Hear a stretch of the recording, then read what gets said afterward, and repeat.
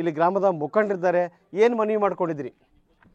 ಎಲ್ಲರಿಗೆ ನಾವು ಹೇಳಿದೇವ್ರಿ, ಎಲ್ಲ ಮಂದಿಗೆ ನಿಮ್ಗೆ ಏನು ಸಿಕ್ಕಿದಾರಪ್ಪ ಹೊಳಿ ಕೊಡ್ರಿ, ಆ ಗರೀಬ್ ಮಂದಿದ ಅದ ಹೊಳಿ ಕೊಡ್ರಿ ಮಂದಿ ಭೀ ತಯಾರಾಗ್ಲತ್ತದ್ರಿ. ಅದಕ್ಕೆ ಅಂಕಿ ಕೊಟ್ಟದ ಏನೋ ಕೊಡ್ಲಕ್ಕೆ ತಯಾರದಾರ ರೀ. ಆ ಥರ ತೊಗೊಂಡಿದ್ದು ತಪ್ಪಂತ ಅನಿಸಿಲ್ಲ ಅವ್ರಿಗೆ ಫಸ್ಟ್? ಮೊದಲ ತೆಳಗೆ ಬಿದ್ದೀವ್ರಿ, ಎಲ್ಲ ಗಾಡಿಯರ ಮಕ್ಕಳೇ ಬಿಟ್ಟು ಹೋಗಿದ್ದಿಲ್ಲ ರೀ.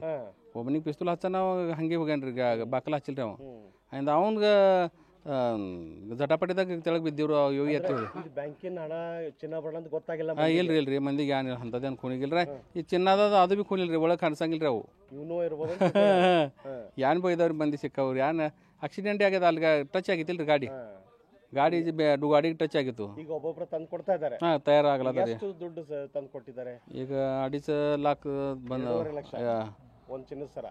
ಎಷ್ಟು ಜನ ಕೊಟ್ರಿ? ಹಿಂಗೆ ಇಷ್ಟು ಇಬ್ಬರು ಕೊಟ್ಟಾರಿ. ಇಬ್ರು ಕೊಟ್ಟಿದ್ದಾರೆ. ಇನ್ನೂ ಭಾಳಷ್ಟು ತೊಗೊಂಡೋಗಿರ್ಬೋದು.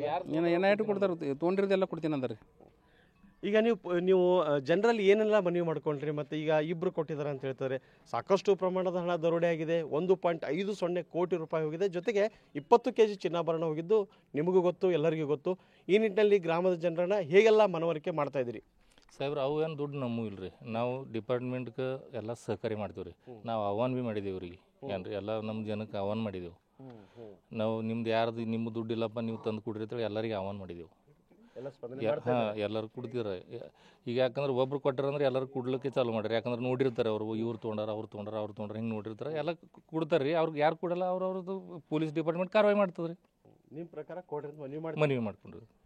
ಇದು ಗ್ರಾಮದ ಜನರು ಏನು ದರೋಡೆಕೋರರ ಕಾರಿನಿಂದ ಓಡಿ ಹೋಗುವಾಗ ಬಿದ್ದಂಥ ನಗದು ಮತ್ತು ಚಿನ್ನಾಭರಣವನ್ನು ಸ್ಥಳೀಯರು ತೆಗೆದುಕೊಂಡಿದ್ದರು.